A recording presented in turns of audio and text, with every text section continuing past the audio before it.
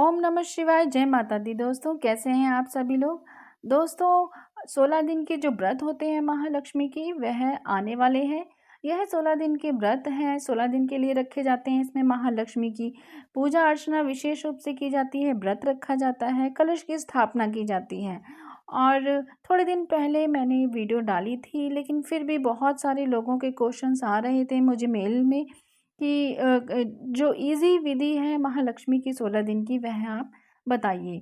तो देखिए, आप सभी जानते हैं कि जो 16 दिन के व्रत हैं वह 22 सितंबर से शुरू हो रहे हैं और यह 6 अक्टूबर तक रखे जाएंगे 16 दिन के। और महालक्ष्मी व्रत जो होते हैं यह दुख दरिद्रता का यह नाश करते हैं। दुख दरिद्रता का नाश करने वाला यह व्रत माना जाता है। और माता इन व्रतों को करने से माँ लक्ष्मी बहुत ज़्यादा प्रसन्न होती हैं, आर्थिक संकट जो होते हैं वह दूर करती हैं। और इस व्रत के प्रताप से जो भी खोया हुआ धन होता है, राजपाट होता है, संपत्ति होती है, वह मान सम्मान सब वह सभी तरह से आपको पुनः वापस मिल जाता है। कथा के अनुसार जब भी पांडव जो थे उन्होंने चौपर में जब अपना सब कुछ गंवा दिया था, कुछ भी उनके पास नहीं बचा था, इवन मान सम्मान स्त्री धन सब कुछ गंवा दिया था, राजपाट, तब उन्होंने श्री कृष्ण जी की सलाह पर पांडवों ने ये धनदायक महालक्ष्मी व्रत जो है 16 दिन का किया था। और इसके करने से उनको जो राजपाट था उनके जीवन में उन्हें फिर दोबारा से मिल गया था। तो दोस्तों मैं बताती हूँ यह विधि जो आप बहुत ही ईजिली कर सकते हैं, बहुत ईजी है। देखिए 16 दिन का जो व्रत है, आप अगर लगातार 16 दिन का रखते हैं तो ठीक है, लेकिन यह व्रत फलाहार रख सकते हैं आप। एक समय का भोजन शाम के समय जो पूजा की जाती है उसका शाम के समय पूजा करने के बाद आप भोजन कर सकते हैं। यह भी आप इस प्रकार से कर सकते हैं। लेकिन जो 16 दिन के व्रत ना फलाहार करना चाहते हैं, नहीं कर सकते हैं, उनको कोई हेल्थ इश्यू है या फिर वह एक समय का भोजन जो है उस पर भी नहीं रख सकते, तो आप ऐसा कर सकते हैं कि आप पहला व्रत रख लीजिए, 8वां रख लीजिए और 16वां रख लीजिए आखिरी का। यह ऐसे भी कर सकते हैं। अगर ऐसा भी नहीं करना है तो आप एक पहला जो व्रत होता है 22 सितंबर को पड़ेगा वो रख लीजिए, और लास्ट का जो 16वां व्रत होता है वह जो कि 6 अक्टूबर को पड़ेगा वह रख लीजिए। ऐसा भी आप कर सकते हैं। और इस व्रत को करने के लिए आपने सबसे पहले क्या करना है, पहले तो आपने कलश स्थापना करनी है। आपने जो मैंने विधि बताई थी अपनी पुरानी वीडियो में, आप वो वीडियो भी देख सकते हैं किस प्रकार से आपने कलश की स्थापना अपने घर में द्वार से लेकर अपने मंदिर में लेकर कैसी किस प्रकार के से गए थे, आप वह देख सकते हैं। या फिर अगर आप वह विधि नहीं कर सकते हैं तो आप नॉर्मली अपने घर में आप एक चौकी लीजिए, उस पे रेड कलर का कपड़ा बिछाइए और उस पर आपने अक्षत रखने हैं, टूटे जो ना हो। आपने अक्षत मुट्ठी भर के रखने हैं। उसके बाद उस पर अष्टदल कमल बनाना है। उसके बाद आपने उसके ऊपर जो तांबे का कलश होता है वह रखना है। उसमें आपने गंगा जल से भरकर उसमें एक सिक्का, एक हल्दी, पुष्प और थोड़ी सी दुर्बा, आप 1 रुपये का सिक्का डालकर उसमें रख दीजिए। उसके बाद आप उसके ऊपर पात्र रख दीजिए, उसके ऊपर आप चावल रख दीजिए और उसके ऊपर आपने रखना है नारियल जो पानी वाला हो। और इस कलश के स्थापित जब आप करेंगे तो आपने ये बात ज़रूर ध्यान रखनी है कि इसे खाली ऐसे ही नहीं रख देना। इस पर आपने कुमकुम से 5 बिंदियाँ लगा देनी हैं, हल्दी से 5 बिंदियाँ लगा देनी हैं। जो आम के पत्ते आप लगाएंगे 5 या 7 या 11 की संख्या में, उन पर भी आपने कुमकुम हल्दी अवश्य लगानी है। और आप जब ऐसा कर लेते हैं, आपने जो मौली होती है वह भी आपने कलश पर लपेटनी है। आप ऐसा ज़रूर कर लीजिए। और उसके बाद आपने क्या करना है, आपने लेनी है एक तस्वीर। माता लक्ष्मी की एक ऐसी तस्वीर या ऐसी फ़ोटो आपने लेनी है जिसमें कि जो गज होते हैं वह दोनों तरफ से, राइट और लेफ्ट साइड से, दोनों तरफ से वर्षा कर रहे हो माता लक्ष्मी के ऊपर। गज लक्ष्मी का जो चित्र होता है वह आपने लेना है। आप या तो आप मिट्टी के बने हुए बाजार से भी ले सकते हैं जिसमें माता लक्ष्मी और गज साथ में होते हैं, और या आप अपने हाथों से अगर बनाना चाहें मिट्टी से तो वो भी बनाकर रख सकते हैं। आप इस पूजा के लिए यह तस्वीर या गज लक्ष्मी जी की यह तस्वीर ले सकते हैं, या आप मूर्ति ले सकते हैं। और अगर आपके पास यंत्र है, श्री यंत्र, तो आपने इस पूजा में वह भी रखना है। और अष्टलक्ष्मी यंत्र अगर आपके पास है तो वह भी रखना है। और शंख है तो वह भी आप रख लीजिए अपने मंदिर में, जहाँ आप चौकी लगा रहे हैं। आपने ऐसे करने के बाद आपने लेना है एक धागा, जो कि आपके एक हाथ जितना बड़ा हो। आपने ये धागा लेना है जिसमें 16 तार हो। और आपने इस धागे में 16 ही गांठें बांधनी हैं। 16 एक एक करके गांठें बांधनी हैं, थोड़ी थोड़ी दूरी पर।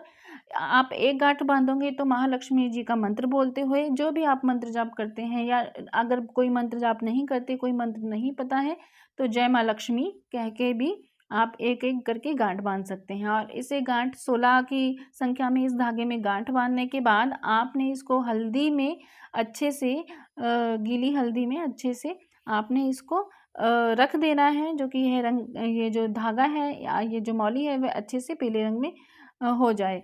और उसके बाद इस पे पीले रंग के, पीले हल्दी वाला ये धागा बन जाएगा 16 गांठ का। आपने एक वहीं पर ढेरी लगानी है चावल की, उसके ऊपर आपने यह स्थापित कर देना है धागा।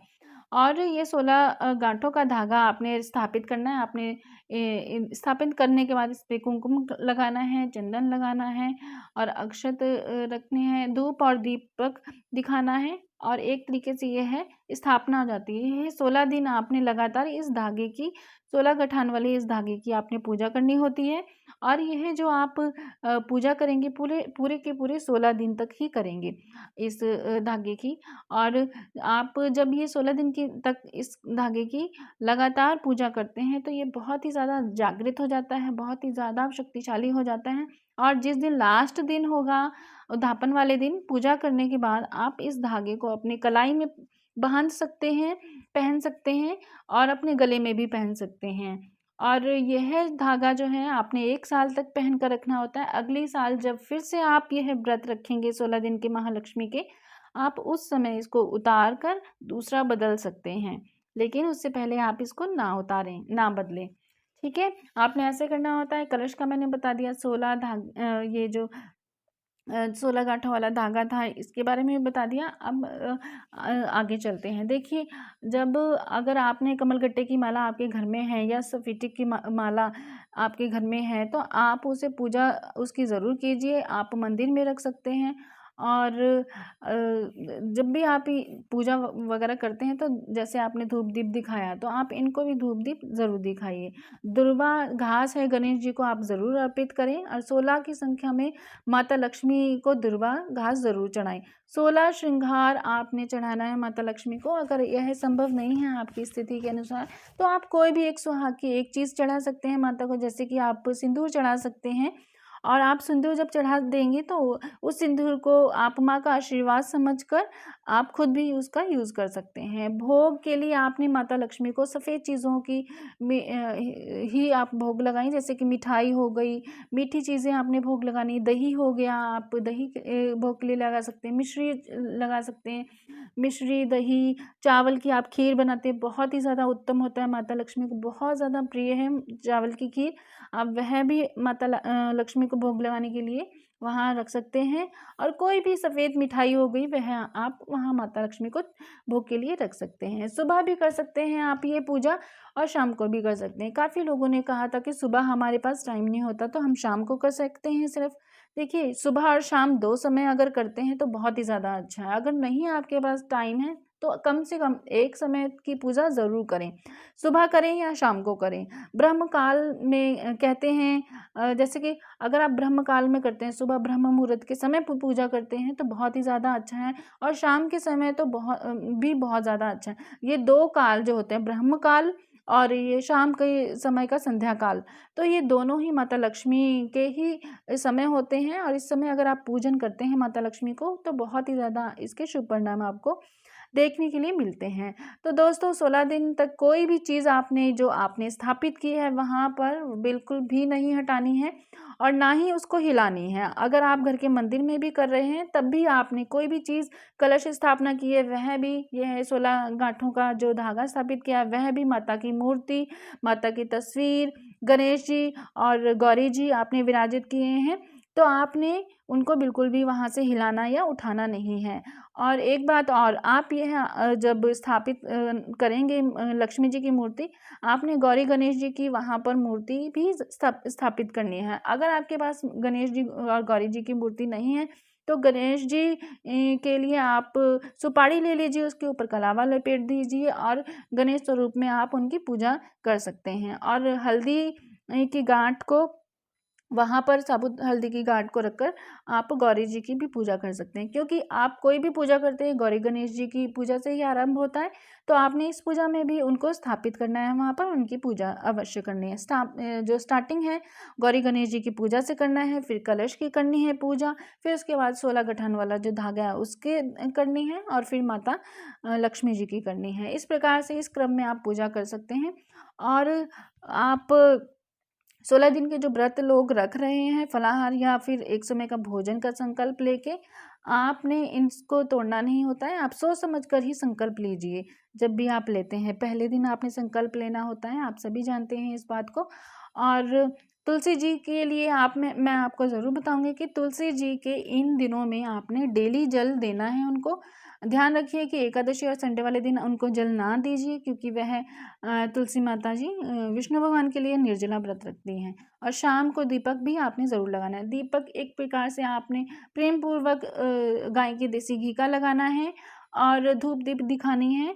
आप ये तुलसी माता की 16 दिन की जो पूजा है उसके साथ ये तुलसी माता की भी ज़रूर आप पूजा कीजिए। घर की जो अशांति होती है, अशांति जो फैली होती है, बिना बात के लड़ाई झगड़े कलह कलेश होती है, वह सभी शांत हो जाता है। इस व्रत से सिर्फ पैसे ही नहीं आपके जीवन में आते हैं दोस्तों, आप यकीन मानिए इस व्रत को करने से घर में सुख आता है, शांति आती है, यश वैभव आते हैं, और रिश्ते जो होते हैं रिश्तों में मिठास आती है, मधुरता आती है।